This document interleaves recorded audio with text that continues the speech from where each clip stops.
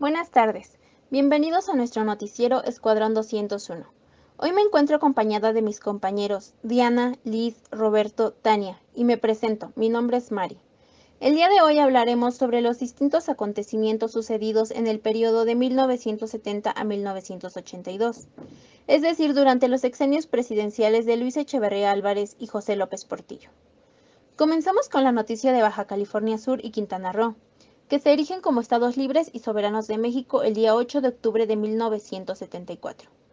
Durante el mandato del entonces presidente Luis Echeverría, se presentó ante el Congreso de la Unión una iniciativa para que los territorios de Quintana Roo y Baja California Sur dejaran de ser federales y se convirtieran en entidades soberanas. El 1 de septiembre del mismo año, mientras el mandatario rendía su informe de gobierno, hizo público y oficial este anuncio.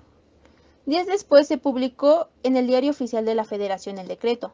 Por tal motivo, se reformó el artículo 43 de la Constitución Política de los Estados Unidos Mexicanos, en donde se estableció que dichos territorios se elevarían a estados de la Federación. La consolidación de las entidades se dio cuando promulgaron sus constituciones estatales. En Quintana Roo fue el 25 de noviembre de 1974, mientras que en Baja California Sur el 25 de marzo de 1975. Ya aprobadas ambas constituciones, se dio paso a la elección de sus representantes. Gracias a dicho acontecimiento, el territorio mexicano quedó constituido en 32 entidades federativas. Bueno, pues por mi parte es todo. Ahora vamos con mi compañera Liz. Hola, muy buenas tardes. Hoy hablaremos sobre una de las noticias que dejaron marca en el gobierno de Echeverría. Sabemos que el movimiento estudiantil del 68 en la presidencia de Díaz Ordaz afectó la imagen de Luis Echeverría. Trató de limpiar su imagen, pero incluso en su gobierno siguieron las marchas. Lo vemos en el movimiento del 71. La manifestación del 10 de junio fue un apoyo a los estudiantes de Monterrey. Estudiantes buscaban democratizar la enseñanza, el control de presupuesto universitario por alumnos y maestros, educación de calidad, en especial para campesinos y obreros, libertad de presos políticos. Lanzaban vivas al Instituto Politécnico Nacional y a la Universidad Nacional Autónoma de México. La marcha comenzó en el Casco Santo Tomás, se dirigía a Avenida Apio y Avenida de los Maestros para seguir en la Calzada México. La marcha es bloqueada por granaderos y agentes policíacos. Participó un grupo de paramilitares identificados como halcones. Los granaderos empezaron a atacar a los estudiantes. Los paramilitares iban armados con varas de bambú, palos de kendo y porras. Los halcones empezaron a agredir a los estudiantes con armas de fuego. La policía no intervino. Empezaron a llegar transportes que apoyaban a los paramilitares con armas. Los estudiantes heridos los llevaron al hospital Rubén Leñero. Pero los halcones llegaron y dieron remate a los estudiantes en el quirófano. El presidente Luis Echeverría se desligó de los hechos, anunció una investigación sobre la matanza y aseguraba que castigaría a los culpables. Los jefes policíacos culpaban a los estudiantes de haber creado grupos extremistas en su propio movimiento. Fue muy lamentable lo que ocurrió el 10 de junio de 1971. Pero a causa de este suceso, hubieron movimientos que decidieron parar, pero también impulsó a otros movimientos, lo que se conocería como guerrilleras urbanas. Eso es todo de mi parte con esta noticia de la matanza del jueves del Corpus Christi. Seguimos contigo, Roberto.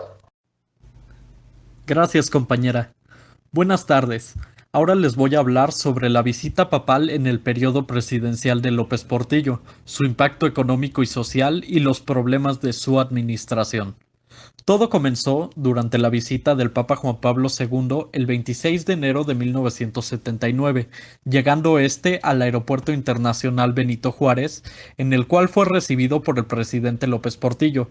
El encuentro parecía una simple formalidad, pero el panorama cambiaría después de que el presidente le pidiera oficiar una misa privada para su madre en la residencia oficial presidencial de Los Pinos. Debemos recordar que si bien México es un país con alto grado de población católica, las relaciones entre nuestro gobierno y el Vaticano han sido escabrosas, a tal grado de que este simple hecho de esta visita causaría la subsecuente renuncia del secretario de Gobernación, Jesús Reyes Heroles. Este probablemente es el primer ejemplo de nepotismo en la administración de López Portillo, pero definitivamente no sería el último, ya que este fue un rasgo común dentro de su mandato. Muchos de los familiares de Portillo salieron beneficiados con puestos de gobierno, como su hijo José Ramón, quien recibió el puesto de subsecretario de Estado, su hermana, quien ejercería la titularidad de la Dirección General de Radio, Televisión y Cinematografía de la Secretaría de Gobernación, y llegó a tal grado el tráfico de influencias que incluso Rosaluz Alegría, una mujer con quien sostenía una relación extramarital, fue la jefa de la Secretaría de Turismo y un viejo amigo suyo, Arturo Durazno Moreno, recibiría el puesto de director general de Policía y Tránsito del Distrito Federal, a pesar de que ninguno de estos contaba con la experiencia e incluso ni los requisitos educativos para ejercer dichos puestos. Todas estas decisiones arbitrarias quedarían como una muestra del mal manejo del gobierno de López Portillo, pero palidecerían ante la crisis económica petrolera que estaba por venir, de las cuales le hablará mi compañera. Esto sería todo por mi parte. Ahora vamos contigo, Tania. Buenas tardes, compañeros. Yo les voy a hablar sobre la famosa guerra sucia o terrorismo de Estado. ¿Ustedes qué consideran que sea? Bueno, de la llamada guerra sucia de los años 70 se tienen documentados alrededor de 600 desapariciones forzadas, tan solo en el estado de Guerrero, donde el gobierno ejerció una represión indiscriminada contra las bases de apoyo de la guerrilla y la población civil en general. La población civil relatan y documentan en el libro recién editado México en los 70, Guerra Sucia o Terrorismo de Estado, que fueron sometidos a una represión indiscriminada y sistemática, donde prevalecieron actos de tortura, ejecuciones arbitrarias, cárceles clandestinas, casas de seguridad a lo largo de la sierra, cercos militares y los salvoconductos para que la población pudiera ir de una comunidad a otra o dirigirse a sus parcelas a sembrar, así como detenciones ilegales y eventualmente desapariciones. Además, los pobladores vivieron cosas terribles como las aldeas vietnamitas, que es una táctica contrainsurgente utilizada por Estados Unidos en el sudeste asiático y aplicado aquí por el ejército mexicano, que consistía en bombardear poblados enteros donde el gobierno creía que se ocultaban los guerrilleros de Lucio Cabañas y Genaro Vázquez. Explica que al llevar a los detenidos a cárceles clandestinas, la gente fue sustraída del ámbito jurídico, sin ningún derecho para ser procesados bajo la ley en caso de que se les pudiera comprobar algún delito. Eran sometidos a una tremenda tortura, no solo psicológica, violencia física y sexual también. En tanto, perdón, Florencia Ruiz Mendoza, quien también fue investigadora en la Fiscalía Especial para Movimientos Sociales y Políticos del Pasado, y tuvo acceso a documentación de archivos oficiales, destacó que fueron 800 los casos de desaparición forzada documentados por esta instancia, 600 de las cuales ocurrieron en Guerrero.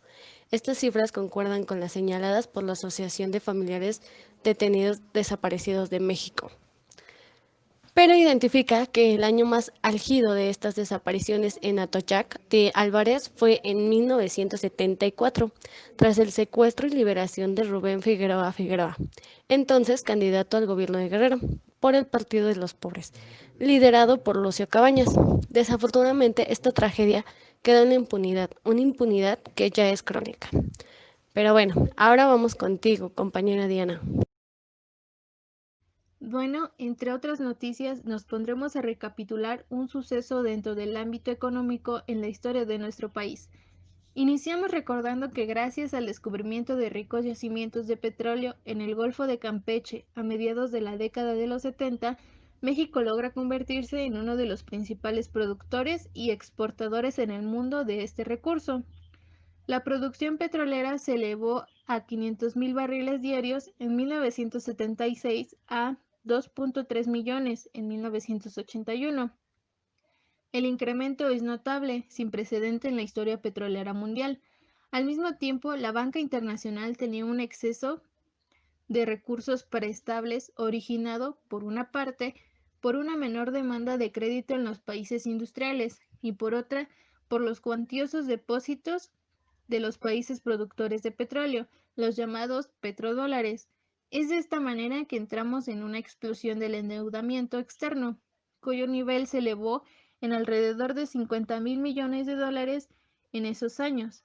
Entre 1978 y 1981, el ritmo de crecimiento promedio del Producto Nacional Bruto fue de 8.4% anual, a diferencia de los otros países petroleros, cuya capacidad de absorción interna era limitada y solo elevaron sus activos financieros. Habíamos encontrado la fórmula para usar eficientemente los recursos petroleros. México era un ejemplo en la comunidad internacional en esos años. Fueron en esos tiempos de euforia colectiva de auge. Fueron años, se decía, en que era necesario aprender a administrar nuestra abundancia e incluso analizar la posibilidad de convertirnos en el país exportador de capitales. Pero si todo iba bien, ¿cómo llegamos al decline de esta época? Bueno, había desequilibrios fundamentales que no se quisieron conocer. Un déficit presupuestal creciente, una sobrevaluación del tipo de cambio y un excesivo endeudamiento externo. No se reconocía que las cosas podían cambiar y se pensaba que el camino sería de permanente ascenso. En junio de 1981, el precio del petróleo sufre un descenso en los mercados mundiales, ante lo cual reaccionamos de manera muy equivocada y no modificamos la política económica para reajustarnos a una nueva coyuntura internacional. Todo esto provocó una fuerte salida de capitales y el inicio de un clima de incertidumbre y pérdida de confianza. Los precios de nuestros principales productos de exportación sufren un descenso y la tasa de interés se eleva a niveles sin precedente. Por ejemplo, en Estados Unidos llegó a 20% en términos nominales. El déficit público pasó de 7% del PIB en 1980 a 14% en 1981, y es así que llegaría el 17% en 1982. Hemos de admitir que hubo intentos ortodoxos de ajuste interno que fracasaron ante la resistencia de muchos actores que no reconocían que el periodo de auge había terminado y que ahora lo que enfrentábamos era una crisis.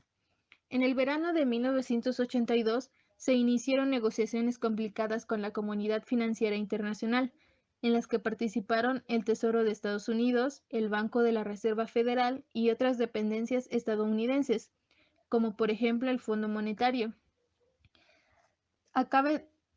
Para resultar todo esto en estas circunstancias y dada la experiencia reciente en el mundo, hay que recordar que más vale pecar de exceso que de defecto.